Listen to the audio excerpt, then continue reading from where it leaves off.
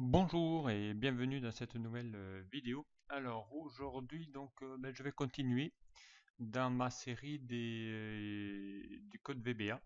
Je vous avais montré la dernière fois comment utiliser le contrôle listbox. Voilà, une listbox qui permet ici de pouvoir à l'intérieur d'une table aller insérer une.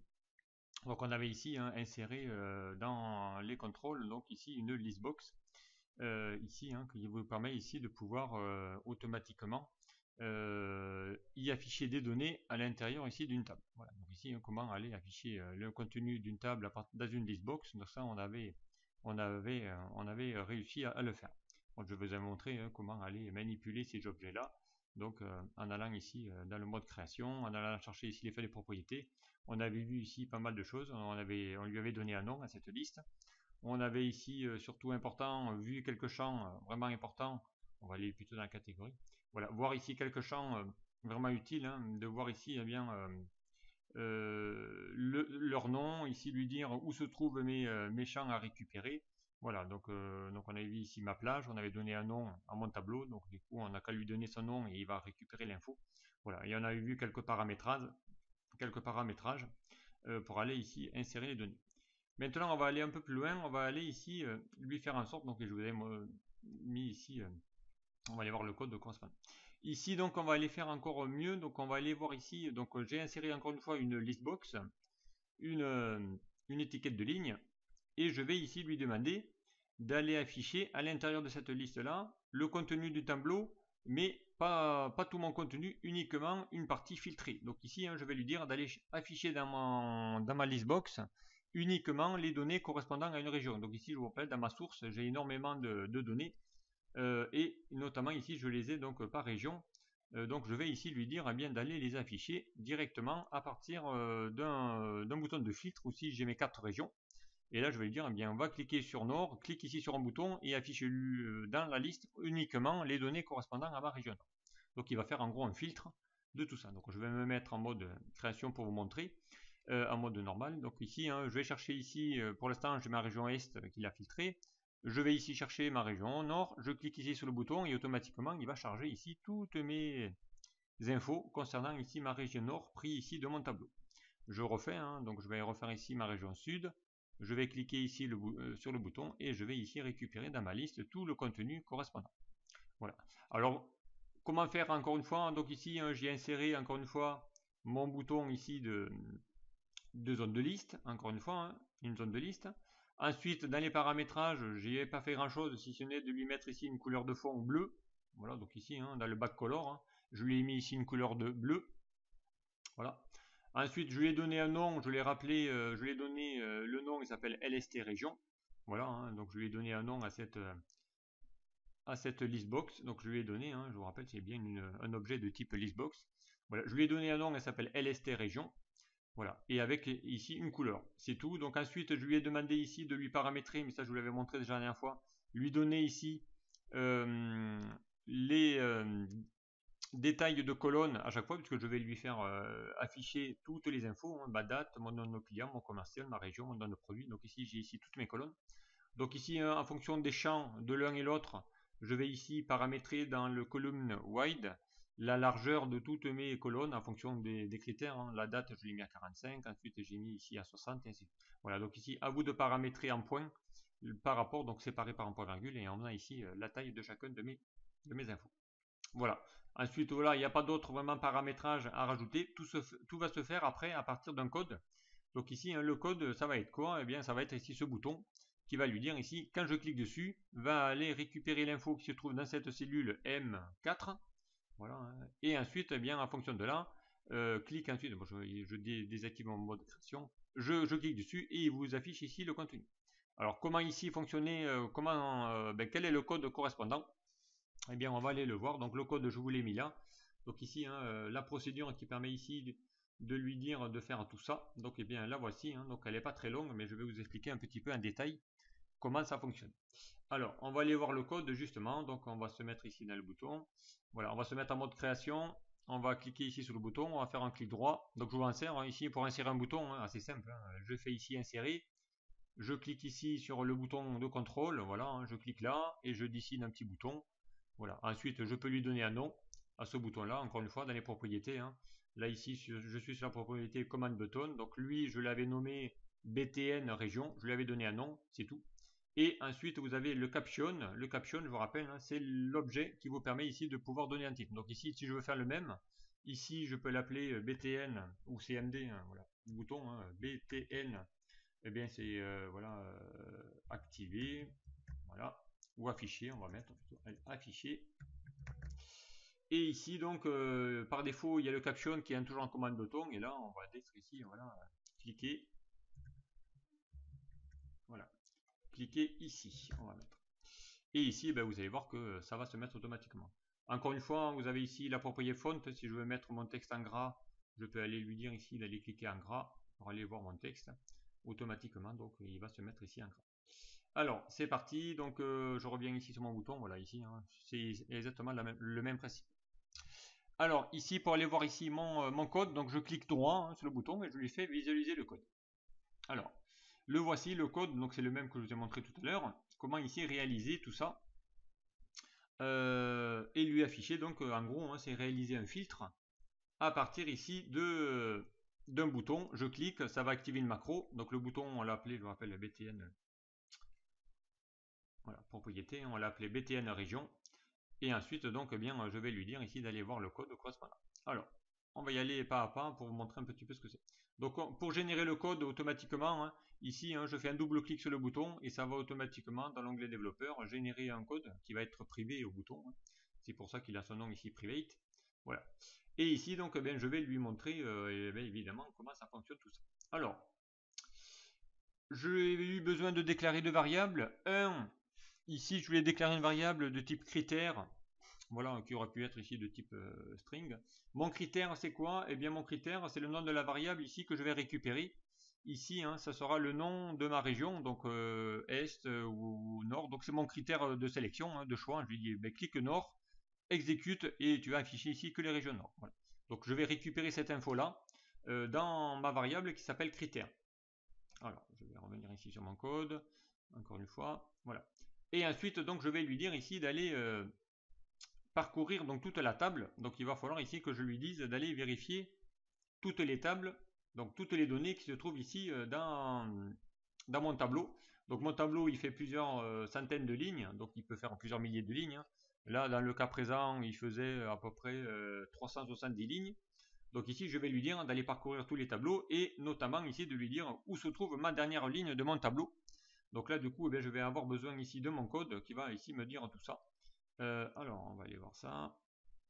Voilà, le code il est là. Donc, il va falloir ici me calculer ma dernière ligne de mon tableau et également une petite variable de type x qui va être mon compteur. Donc, ici, je lui affecte maintenant mes variables. Donc, après une déclaration, souvent, on va faire une affectation.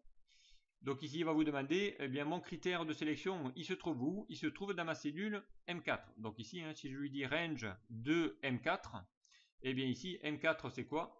Eh bien, M4, c'est ni plus ni moins ma validation de données. Ici, c'est ma région. Donc, ici, c'est mon critère hein, de sélection. Voilà. M4. Donc là, je lui affecte ça dans ma variable critère. OK. À partir de là, eh bien, on va faire un test. Ici, on va lui dire, ici, eh bien, dès que, si tu vois qu'ici, que là, j'ai utilisé une instruction, évidemment, il va compter ici toutes les lignes avec la propriété rows count end xlup, donc en gros il va aller ici lui dire d'aller vérifier toutes les lignes. Donc s'il n'en voit qu'une, donc ça veut dire que ici dans mon tableau je n'ai que mon en-tête, et dans ce cas là ça veut dire qu'il n'a pas de données, donc ainsi de suite, hein, c'est ça, hein. Donc ici hein, je vais lui dire d'aller compter tout ça. Donc s'il n'en voit qu'une, c'est qu'il n'y a que mon en-tête. Dans ce cas là ben, je vais lui dire ma dernière ligne va être égale à 2. Donc on va lui mettre, bien, on va aller prendre ma deuxième ligne pour info. Sinon, il va aller lui dire, ça veut dire qu'il y en a un peu plus. Et là, du coup, je vais lui dire d'aller chercher ici toute, la dernière ligne de mon tableau qui se trouve ici, bien, tout dans ma feuille. Donc ici, comment lui dire? Je lui dis encore une fois, je vais récupérer encore mon sales row.count et là, je vais lui demander de faire un end xlup de mon numéro de ligne. Alors, c'est quoi ici? Tout ça, ça veut dire quoi? Et bien, c'est exactement la même chose que si je lui disais ici, hein, pour éviter que vous ayez ici des cellules vides à l'intérieur, hein, je vous rappelle, dès que vous avez une cellule vide à l'intérieur d'un tableau, voilà ici je vais le faire sur cette colonne là puisqu'il y en a une, et bien ici hein, je vais faire ici, je vais me mettre par exemple ici, je vais faire un contrôle flèche bas, et bien il va s'arrêter ici sur la dernière ligne non vide qui voit. Donc ici, et bien du coup, si j'ai des champs vides, et bien il va s'arrêter avant. Donc alors que mon tableau, j'ai encore plein de données derrière. Alors pour éviter ça, eh bien je vais utiliser, donc ici en faisant ici mon contrôle flèche bas, c'est comme si je allais lui dire ici, de lui faire ici dans mon code, de lui faire un end XL down vers le bas. Donc moi j'ai pris l'option de lui dire non, tu vas pas partir du haut vers le bas, mais tu vas partir du bas vers le haut. Et là du coup, eh bien si je fais cette partie là, je vais ici revenir sur ma feuille. Là en gros c'est comme si je lui disais ici d'aller faire un contrôle. Voilà, je descends, je lui dis tu pars du bas hein, de ma dernière cellule vide et je lui dis ici fais un contrôle flèche haut et là eh bien il va s'arrêter sur la dernière ligne de mon tableau non vide puisqu'ici j'aurai aucune info avant et là il va s'arrêter et là il va me retrouver ici mon dernier numéro de ligne de mon tableau c'est bien le 370 donc il va s'arrêter sur la dernière ligne non vide. Voilà, donc ici hein, je me mets n'importe où vers le bas et je lui dis contrôle flèche haut, il va s'arrêter sur la première ligne non vide.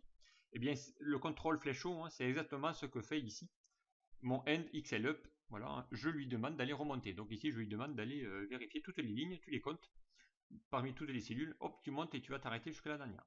Voilà, une fois qu'on a ça, eh bien, je récupère ici mon contenu de ma dernière ligne. Donc ici, hein, pour s'en convaincre, je vais faire F8, hein, on va aller dans les débugages, ici, hein, je vais faire F8, donc je vais faire F8 plusieurs fois.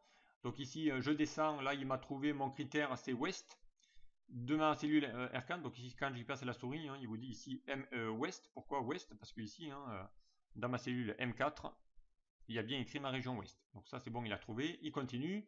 Ici il vous dit que ben, c'est pas le cas, hein, donc ici il vous me dit que dernière ligne c'est vide. Donc là il part évidemment ici de mon sales row count, il part de mes 1 048 076 000 lignes.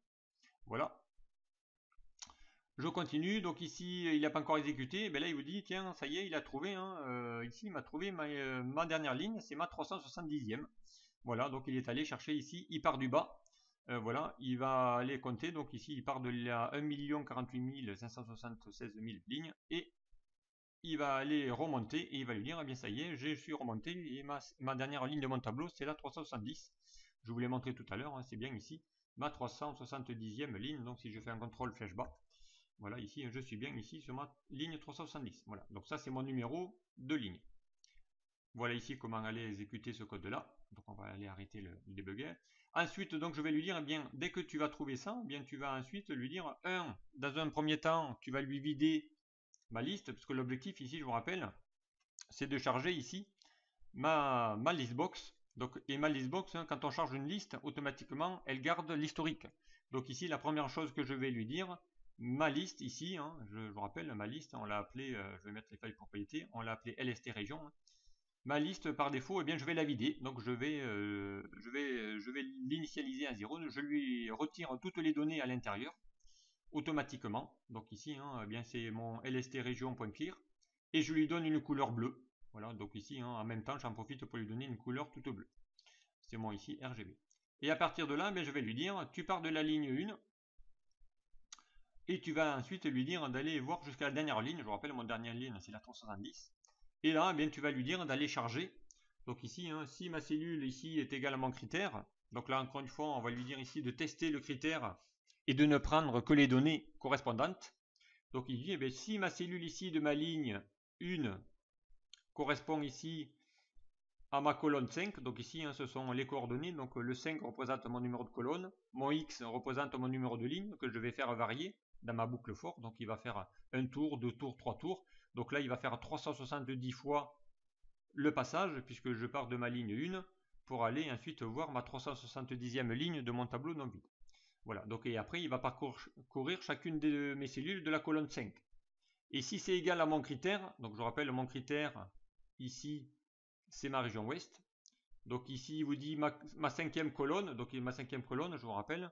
Donc je pars ici de ma ligne 1, donc je me mets à 1, 2, 3, 4, 5. 5 c'est bien mes régions, donc il va parcourir ici toutes les cellules de la cinquième colonne.